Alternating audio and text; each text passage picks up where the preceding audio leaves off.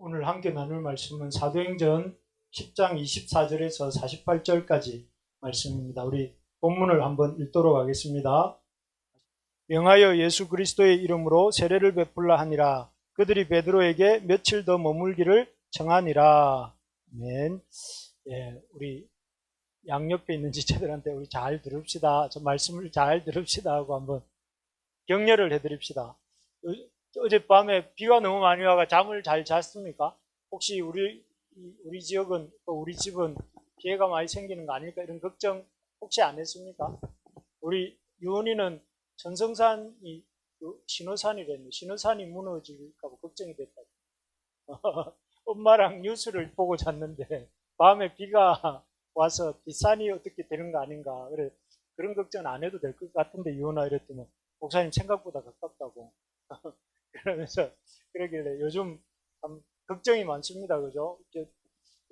여러 참 수재 당한 분들이 계셔서 참 웃을 상황은 아니지만 그래도 참 마음이 요즘 같은 때에 길도 조심하시고 또 집안 단속. 저도 어제 새벽에 일찍 와가지고 물 떨어지는 데가 있어가지고 막 그릇 갖다 대놓고 또 가고 이랬었습니다. 이런 걸 보면 참 기후가 너무 급변하고 있는 것 같습니다. 어쨌든 그런 와중에 이렇게 뵙게 돼서 좋습니다. 인생의 중요한 세 가지 만남, 이런 말 많이 하지 않습니까? 있습니다. 제일 먼저는 부모님과의 만남이라고 해요. 어떤 부모님을 만나느냐, 이거는 선택할 수는 없지만, 어쨌든 어떤 부모님을 만나느냐에 따라서 삶의 방식, 어떻게 자고 일어나고 생활하는 이런 삶의 방식도 배우게 되고, 또 가치관도 달라지는 거죠. 돈을 어떻게 쓰는지 부모님을 통해서 보기도 하고, 또 사람들을 어떻게 대하게 되는지 이런 것들을 다 부모님을 통해서 저도 가만히 생각해 보니까 많이 영향을 받은 것 같더라고요. 또 하나의 만남은 이 배우자와의 만남인데, 참 배우자에 대해서는 늘 배워야 되는 것 같아요. 근데 이 배우자와의 만남의 중요한 것은 이게 물리적인 만남 같은데 화학적인 만남이라는 거예요.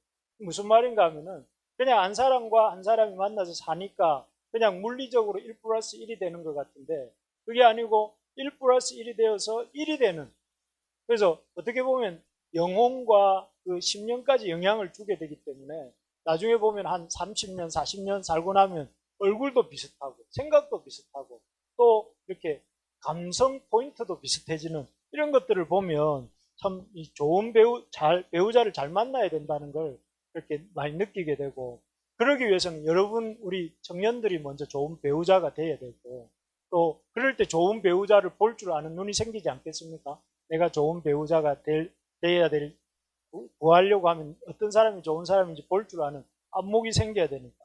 그리고 세 번째 중요한 만남이 직업도 되겠지만 이 스승과의 만남인 것 같아요. 젊은 시절에 누구를 이렇게 만나는가가 그 인생의 어떤 방향, 목적 이런 것들이 달라지는 것 같아요. 저는 다행히 예수님을 스승으로 만나가지고 젊은 시절에 여기까지 왔습니다만은 어쨌든 어떤 스승을 만나느냐, 좋은 스승을 그래서 우리가 예수님을 딱 이렇게 북극성처럼 우리가 딱 보고, 또 그러면서 동시에 생활적인 측면에서는 어떤 삶의 표준으로서의 누군가를 또 한번 마음속에 모시는 게 필요하지 않는가, 그런 생각을 해봅니다. 그래서 이런 만남들이 우리 지체들에게, 우리 모든 부르심의 가족들에게 이런 좋은 만남들이 있어서 삶의 선한 영향력들이 많이 나타나기를 바라는데, 오늘 본문에도 이런 중요한 만남이 하나 나옵니다. 누구냐면은 베드로와 고넬료라는 두 사람의 만남인데요. 이 베드로와 고넬료의 만남은 이렇게 만남 이후에 이런 결과들이 나왔습니다. 베드로가 고넬료를 찾아가서 만났는데 그들에게 성령이 부어졌어요. 고넬료와 함께 있던 사람들에게 성령의 부음바가 있었고, 그리고 이 이방인들, 고넬료는 로마인 이방인이잖아요.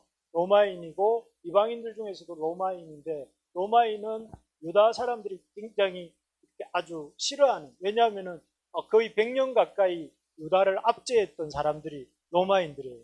그리고 로마인들은 아주 이렇게 어떻게 보면 그 유대인들을 힘들게 했던 사람들인데, 그리고 이방인이고 그럼에도 불구하고 그 사람들에게 베드로와 고넬료가 만난 이후에 이런 성령이 부은 바 되었다는 것이 아주 이들의 만남이 이렇게 놀라운 만남이었고, 또 그 이후에 이런 성령의 부어주심 이후에 고넬료가 교회 식구가 된다는, 교회의 초대 교회의 한 부분이 되고, 그래서 그 결과로 이들에게 뭐가 나타나냐면은 이 방언도 부어지고, 또 이들이 교회가 되어서 결국 나중에 이 고넬료의 만남 이후에 복음이 소아시아를 지나서 또 저기 이 남유럽을 지나서 이 오늘날 우리까지 도달하게 되는 그런 어떤 땅끝까지 복음이 전파되어지게 되는 본격적인 시작이 지난주 이디오피아 내시 간다게 이후에 간다게 내시 이후에 두 번째 사람입니다. 그래서 이 베드로와 고넬료의 만남을 일컬어서 이 이방인의 오순절, 원래 유대인의 오순절은 사도행전 2장에 나오잖아요. 근데 이 사도행전 10장에 나오는 베드로와 고넬료의 만남, 그리고 고넬료와 그와 함께한 사람들에게 성령이 부어진 사건을 이방인들의 오순절이다, 이렇게 부릅니다. 그래서 참 이 둘의 만남 이후에 복음이 아주 이렇게 비약적으로 그 어떤 땅끝을 향해 가게 되는데, 그러면 우리가 여기서 이제 한번 생각해 볼 수 있는 게, 도대체 베드로와 고넬료의 만남은 어떤 점에서 성령께서 주목하시고 또 성령님께서 그들에게 강력하게 성령의 은사를 부어주시고, 또 그래서 이 이방인과 유대인들이 하나가 되어지고, 더 나아가서 그런 복음이 이렇게 아주 확장되어 가도록 하는 그런 사건이 되었을까? 왜 하나님께서는 이 베드로와 고넬료의 만남을 그렇게 귀하게 사용하신 것일까? 그 이유는 뭔가, 이런 걸 생각해 보려고 합니다. 그래서 이 고넬료와 베드로를 성령 부어주시는, 이방인들에게 성령 부어주시는 그 첫 사건, 첫 어떻게 보면 그 계기가 되는 사건으로 삼으신 이유는 이것입니다. 첫째가 이 베드로에게 예수님의 복음에 대한 확신이 있었기 때문에 그렇습니다. 베드로와 고넬료의 만남 이후에 복음이 거침없이 전파되게 된 것은 베드로의 마음속에 예수님이 복음이 무엇인가에 대한 확신이 있었기 때문인데, 여러분 복음이 뭐라고 생각하세요? 이게 우리가 중요한, 여기 복음이라고 되어 있잖아요. 복음을 이걸 알아야 우리가 복음을 전할 수 있지 않겠습니까? 복음은 무엇입니까? 복음은 첫째가 이것입니다. 예수님이 하나님이 세우시고 보내신 분이다 하는 것에서부터 시작됩니다. 그래서 마가복음에도 보면 예수 그리스도 복음의 시작이라 이렇게 말했잖아요. 예수님이 복음의 시작인데, 그러면 예수가 어떤 분인가? 베드로가 첫 번째로 얘기하는 게 뭐냐면, 예수님이 하나님이 보내신 그리스도, 예수 그리스도다, 하나님이 세우신 메시아다, 하나님이 세우고 보내신 분, 이게 굉장히 중요한 것이죠. 그래서 여기 보면 베드로가 예수님을 뭐라고 표현하느냐 하면, 베드로는 사람이신 예수님을 공생애 3년 동안 다 이렇게 모시고 다녔던 제자입니다. 그런데 그 베드로가 예수님을 뭐라고 고백하냐면, 사람이라고, 훌륭한 성인 예수 그리스도가 아니라 만유의 주 되신 예수 그리스도라고 말을 해요. 이게 주라는 말은 말 그대로 하나님, 신적인 분으로 말하는 거잖아요. 만유의 주 되신 예수 그리스도라고 이렇게 고백을 합니다. 여기서 만유의 주라는 것은 이 베드로가 이렇게 예수님의 생애를 이렇게 같이 공생애를 함께 하면서 보니까, 예수님을 통해서 그 갈릴리로부터 시작하여 온 유대에 그 예수님의 그 예수를 통한 성령과 능력이 나타나고, 예수님을 통해 마귀에 눌린 사람들이 고침을 얻고, 또 그와 예수님과 하나님이 함께 하시는 것을 보면서, 예수님이 갈릴리 나사렛 예수가 아니라, 이 지명이잖아요.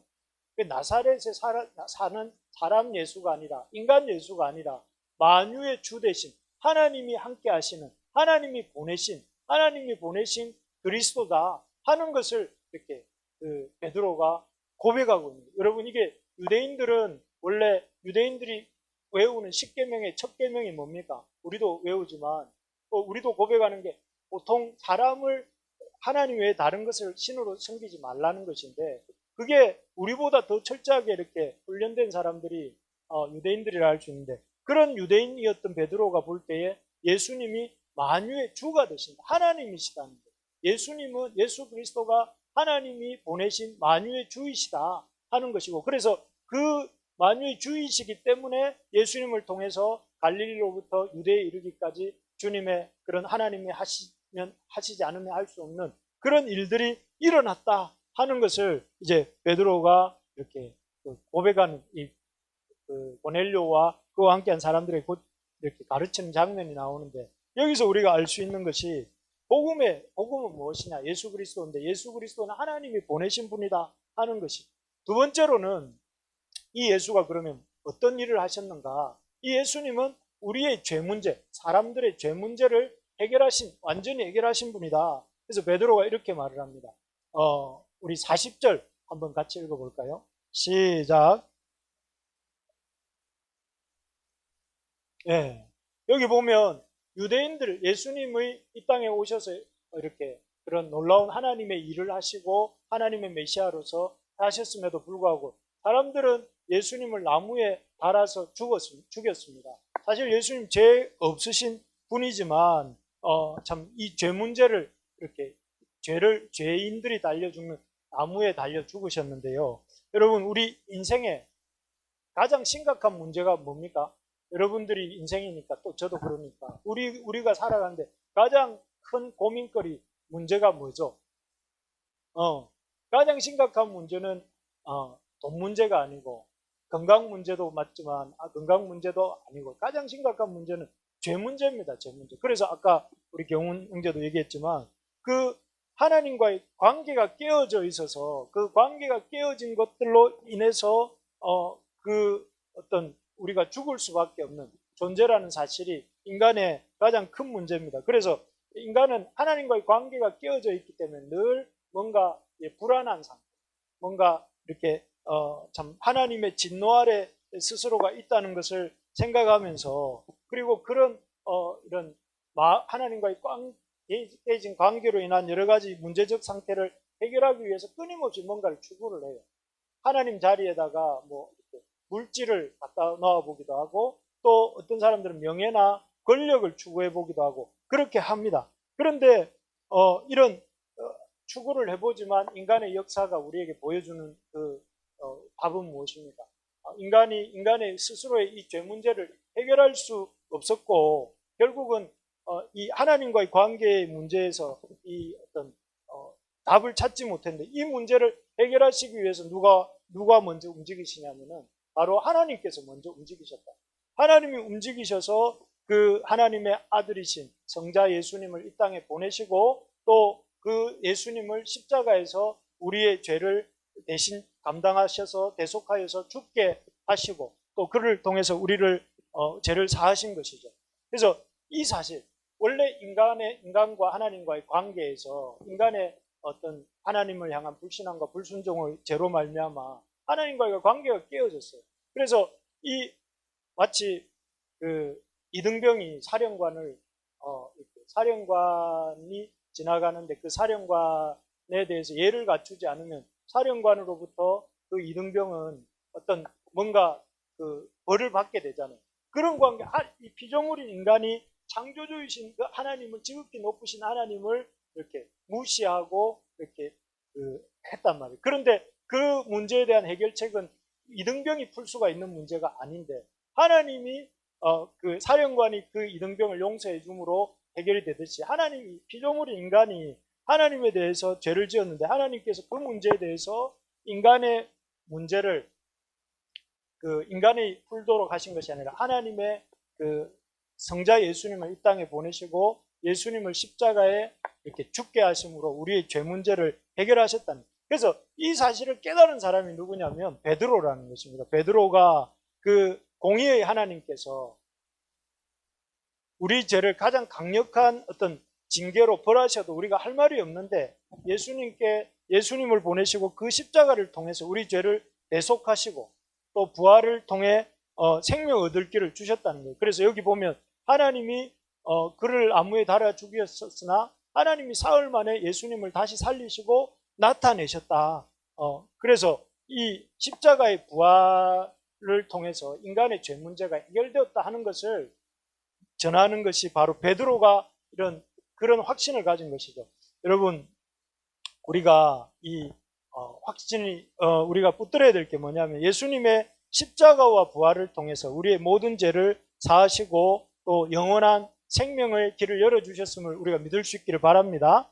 그래서 베드로 사도가 베드로도 그렇고 고넬료도 그렇고 이런 놀라운 어떤 성령 부어주심에 동참할 수 있었던 이유는 무엇인가 하면 예수 그리스도를 통해 이루신 하나님의 놀라운 복음의 역사, 그 복음의 역사가 무엇이냐면은 인간의 죄 문제를 하나님께서 인간에게 해결하라고 하신 것이 아니라 하나님이 예수님을 하나님 자신이 당신의 방법으로 해결하셨다는 것이 복음이라는 것입니다. 그리고 그 사실을 유대인 베드로가 알았기 때문에 그 복음의 기초에서 그 이방인인 고넬료 집을 기꺼이 여러 가지 기꺼리고 아주 이렇게 유대인들은 이방인들을 아주 싫어하고 또 미워했기 때문에 그런 그들의 집에 들어가는 것을 마다하지 않고 갈 수 있었던 것이죠.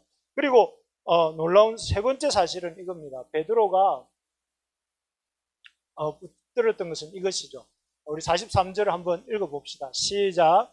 그에 대하여 모든 선지자도 증언하되 그를 믿는 사람들이 다 그의 이름을 힘입어 제사함을 받는다 하였느니라.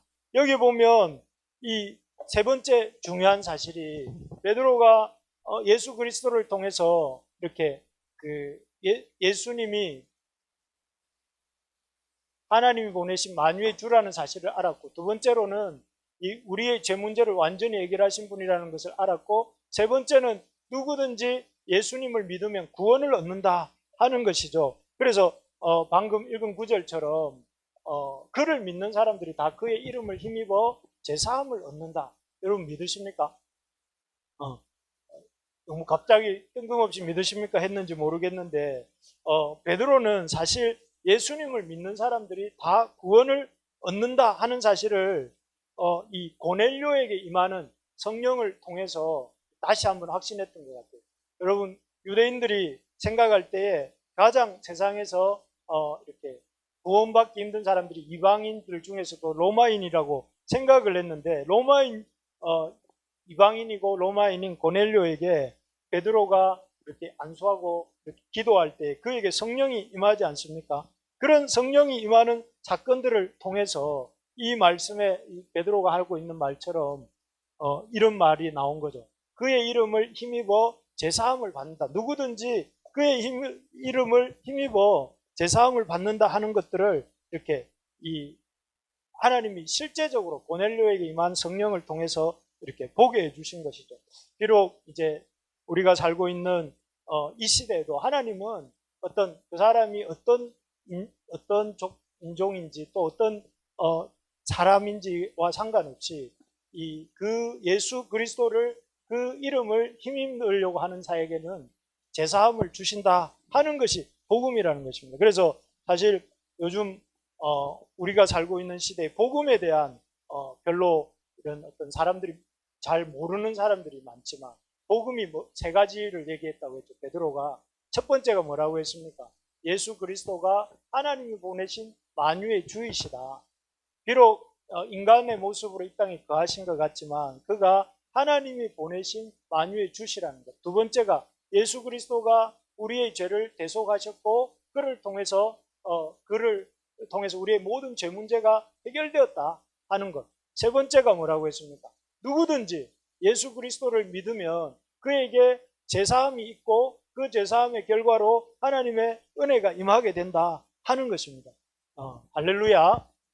이게 복음입니다. 복음은 무엇이냐? 이 베드로와 고넬료의 만남에 놀라운 이런 폭발적인 역사가 일어났던 것은 우리는 너무 익숙한 이 복음에 대한 내용이었는지 모르지만 이런 베드로의 입장에서 예수님이 눈에 보이는 사람 예수님이 사실은 하나님이시고 또 고넬료도 이방인이었지만 하나님이 사랑하시고 하나님이 기꺼이 그가 예수를 힘입어 이렇게 주님께 나올 때 성령을 부어주시는 사건을 통해서 누구든지 예수의 이름을 힘입으면 제사함을 얻는다 하는 사실이 복음이라는 것이죠. 그래서 우리가 이런 복음을 힘써 전해야 되겠어요.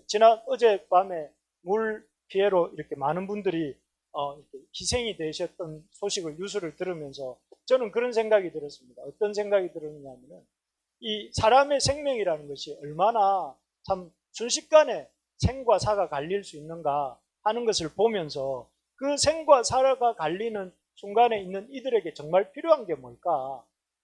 일단은 뭐 그런 사고가 나지 않도록 이런 여러 가지 그런 재난 예방 시스템이 작동돼야 되겠다 하는 생각이 하나 들고, 동시에 그들에게 우리 믿는 사람의 입장에서 예수 그리스도 생명을 복음을 소개해 주는 것이 우리가 해야 될 역할이다 하는 생각이 듭니다. 그래서 그 어느 때보다 기후가 이렇게 지구의 어떤 이런 그 기후적인 여러 가지 재앙들이 아주 심해지고 빈번해지는 것을 보면서 우리가 생각하는 것보다 훨씬 더 빠른 속도로 마지막 때가 다가오고 있는 것 같은데, 그런 시기 속에서 우리가 가장 힘써야 될 일 중에 하나가 뭐냐면, 베드로가 고넬료를 찾아갔듯이 고넬료를 만나서 그에게 힘있게 복음에 대해서 소개할 때에 그 복음으로 말미암아 고넬료와 그의 가족들이 예수 그리스도를 영접하는 역사가 일어났던 것처럼 우리가 해야 될 일이 그 일인 줄 믿습니다. 예. 여러분, 다른 어떤 일들보다 좀 복음 전하는 일이 긴급한 일이구나 하는 것들을 우리가 깨달을 수 있어야 되겠습니다. 그래서 이 베드로와 고넬료의 만남에 놀라운 어떤 그런 폭발적 역사 그 이유가 복음에 대한 깨달음에서 왔다 하는 것이죠. 그리고 그 이후에 베드로와 고넬료가 이런 복음에 대한 깨달음과 더불어서 그들이 갖고 있는 영적인 태도도 이렇게 이런 놀라운 이방인의 오순절이 일어나는 배경이 되는데, 첫 번째는 이 두 사람의 공통점이 뭐냐면 겸손함입니다.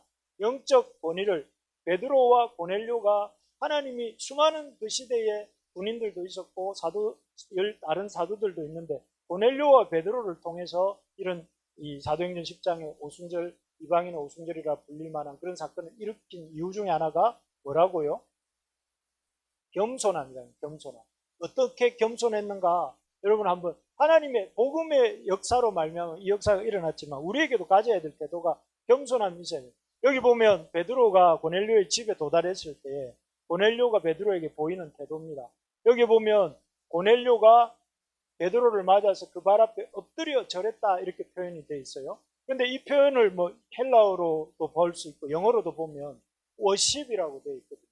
이거는 뭐냐면 예배하는 거예요, 예배. 그러니까 지금 고넬료가 베드로를 예배하는 거예요. 사실 이게 말이 되는 얘기가 아니죠. 왜냐하면 고넬료 입장에서는, 고넬료는 로마인이고 들어오고 있는 베드로는 유대인이에요. 그렇다면은 이 로마인 입장에서 그 다스리고 있는 그 지배당하고 있는 지배계층인 유대인들에게 엎드려 절한다는 것이 이게 좀 상식적으로 이해가 안 되잖아요.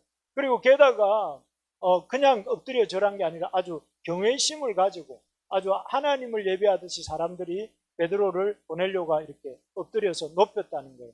그래서 여기서 이렇게 보면 이 고넬료가 사실 베드로 앞에 이렇게 넙죽 엎드렸던 이유 중에 하나는 사실은 베드로 자체를 높였다라기보다는 베드로를 통해서 원래 이제 고넬료의 환상 가운데 고넬료에게도 하나님이 환상을 주시고 어떤 베드로를 청할 것을 이렇게 말씀하셨잖아요. 그러면서 베드로라는 사람으로 본 것이 아니라 베드로를 통해서 이 자기 가정에 임하시는 하나님에 대한 그런 하나님을 맞이한다는 마음으로 베드로를 맞이했기 때문에 엎드려 절하고 있는 것이죠.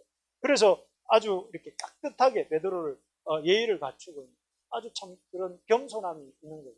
반면에 그리고 동시에 베드로도 보면 베드로가 누굽니까? 베드로는 여러분 사도행전 10장까지 오면서 보셔서 알겠지만 베드로가 어떤 사건을 일으키냐면은 이 원탑입니다. 이스라엘 당시 예루살렘 교회의 원탑입니다. 왜냐하면은 베드로의 설교로 3,000명, 5,000명이 회심했잖아요. 그 엄청난 그런 파워풀한 이 설교자였고, 게다가 베드로는 그 8장에서 보면 중풍병 앓던 8년 된 과부도 고치고 또 죽은 과부도 살려내는 사건이 일어났어요. 베드로를 통해서 죽은 사람이 살아나는 사건이 일어났어요. 그리고 실제로 베드로는 12제자 중에 아주 제일 그 수석 가장 첫 제자라고 할 수 있어요. 그러니까 베드로 입장에서는 어떻게 보면 큰 교회를 예루살렘 교회의 최고 리더로서 이렇게 성도 하나가 고넬료를 성도 하나로 본다면 엎드려 절하면은 뭐 그럴 수도 있겠다고 그래 이렇게 등을 한번 두드려 줄 수도 있지 않을까요? 요즘 그런 사람들 들어 있는 것 같은데 그런데 그렇게 하지 않고 베드로는 어떻게 합니까? 우리 26절 한번 읽어볼까요? 시작. 여기 보면 베드로가 자기가 예루살렘 교회 지도자니까 또 자기를 통해서 놀라운 하나님의 역사들이 나타났으니까 자기를 통해서 대단한 설교가 이루어졌으니까 베드로가 그래 이제 나를 좀 알아보는구나 이런 게 아니라 일어서라 나도 사람이라 이렇게 말을 하는 거예요. 여기서 보면 이 베드로의 어떤 겸손함 내가 하나님의 사도지만 하나님의 사도로서 내게서 나타나는 설교의 능력이든지 또 이런 놀라운 이적들이든지 이게 다 내게로 말미암은 것이 아니라 하나님께서 나를 통해 주시는 하나님의 역사다.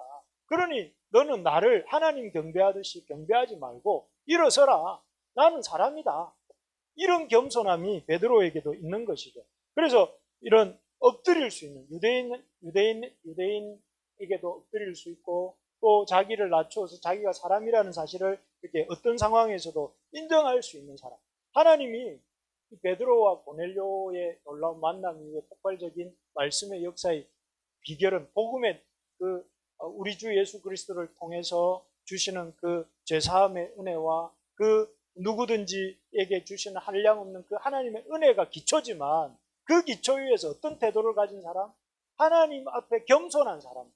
하나님 앞에 자기가 어떤 존재인지를 알고 자기를 숙일 수 있는 사람. 그래서 하나님은 오늘날도 이 당신의 역사를 일으켜 가실 때 어떤 사람을 쓰시냐면 교만하지 않고 겸손한 사람.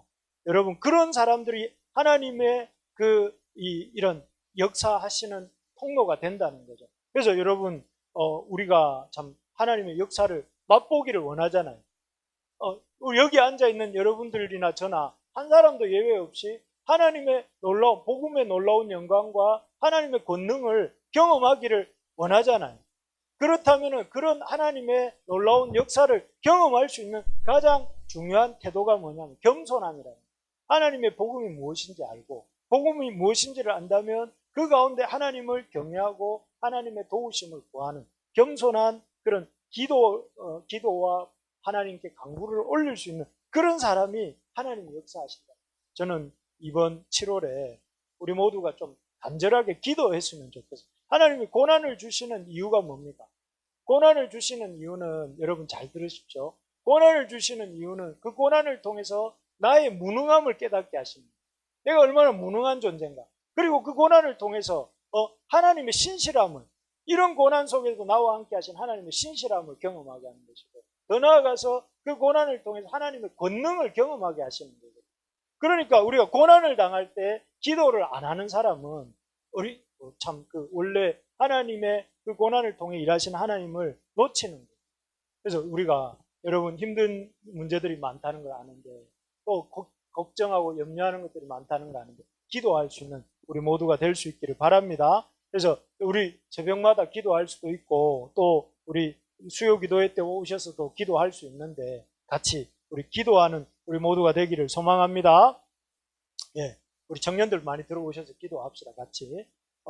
자, 여기 보면 두 번째로 보면 이 복음에 대한 태도가 뭐냐? 복음에 대한 확신을 가질 뿐만 아니라 이 두 번째로 말씀 듣기를 사모하고 그 말씀에 즉각적으로 순종하는 사람들이 베드로와 고넬료였다 하는 것입니다. 이 베드로를 극진하게 모셨던 고넬료가 그 이유가 여기 나옵니다. 33절에 보면 우리는 주께서 당신에게 명하신 모든 것을 듣고자 하여 다 하나님 앞에 있는 베드로를 왜 그렇게 극진하게 고넬료가 맞이하고 있는가? 여기 뭐라고 적고 있냐면 하나님께서 당신에게 명하신 모든 것을 하나님 말씀을 당신이 전해주기를 기다려서 우리가 이렇게 합니다. 이렇게 말하는 것이죠. 그러니까 여기 보면 고넬료가 베드로 앞에 겸손한 태도를 보였던 이유가 뭐예요? 주님의 말씀을 듣고자 주님이 뭐라고 하시는지 듣고자 하는 거예요. 그 다음에 나오는 베드로도 이렇게 말합니다. 베드로도 원래 유대인들은 이방인을 부정하게 여기니까 고넬료 집에 들어가면 돼요, 안 돼요? 부정타잖아요. 이 집엔 들어가면 안 돼요. 그런데 베드로가 이렇게 온 이유가 뭐예요? 부름을 사양치 아니하고 온 이유는 바로 하나님이 베드로에게 가라고 하셨기 때문에. 베드로 입장에서 하나님, 제가 이렇게 저 이방인의 집에 들어가는 것은 부정한 일이고 제가 이렇게 기뻐하지 않는 일입니다 했지만 하나님이 가라고 하니까 부름을 사양하지 않고 왔다. 그래서 이 사람들의 그 중요한 삶의 원칙, 베드로와 고넬료의 말생말사, 말씀에 살고 말씀에 죽는다. 말생말사 뭐 그런 거 아니겠습니까? 여러분, 말씀하시면 순종하고 말씀이 하지 말라고 하시면 안 하는, 이게 폼생폼사가 아니라 말생말사.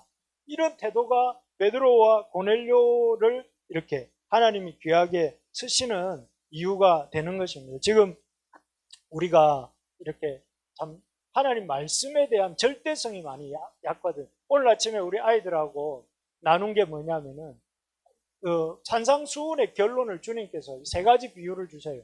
세 가지 비유가 뭐였냐면은 그 나쁜 열매를 맺은 나무와 좋은 열매를 맺은 나무. 그 다음에 두 번째 비유는 거짓 선지자와 진짜 선지자. 그 다음에 반석 위에 지은 집과 그 다음에 모래 위에 지은 집. 이런 비유들을 주세요. 그 비유를 통해서, 이 세 가지 비유를 통해서 말씀을 듣는 사람이 제자가 아니라 말씀을 행하는 사람이, 말씀을 듣고 순종하는 사람이 제자다 하고 이렇게 말씀하신 거잖아요. 이 베드로와 고넬료가 각각 어떤 사람이냐면 말씀을 사랑하고 말씀에 순종까지 하는 사람들이었다는 거죠.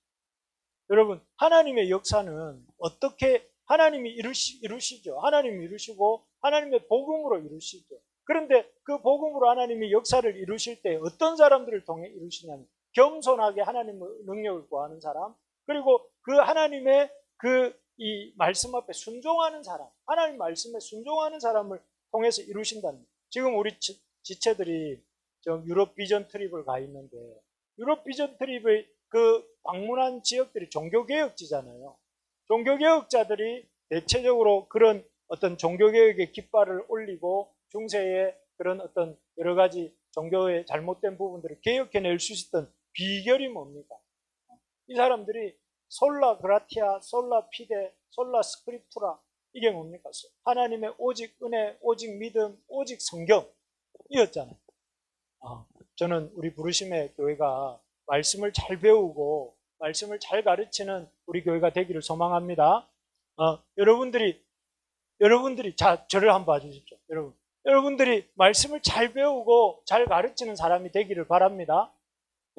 제가 뭐 이렇게 다른 건 잘 못해도 말씀을 틀리게 가르치지는 않으려고 노력을 하니까 여러분들도 말씀을 잘 배우고 잘 가르쳐야 됩니다. 우리를 전하지 않고 하나님 말씀을 잘 배우고 가르치는 그런 우리가 될 때에, 특별히 그러려면 여러분 말씀에 잘 순종해야 되겠죠. 그래서 여러분 이번 주에 제가 성경을 읽읍시다 이러면 성경을 읽고, 또 제가 이 얘기는 여러분 해가지고 여러분 듣기 싫을 수도 있거든요. 성경 1장 읽기도 하고, 또 여러분 같이 기도합시다 이러면 좀 같이 마음을 모아서 기도도 하고, 우리 같이 한번 전도합시다 이러면 같이 전도도 하고, 그럴 때에 그 단순한 순종들이 모여서 하나님 역사가 일어나는 줄 믿습니다. 그래서 그렇게 되기를 바랍니다. 세 번째입니다. 마지막입니다. 은혜에 대해 감사할 줄 아는 사람들이었다 하는 것입니다.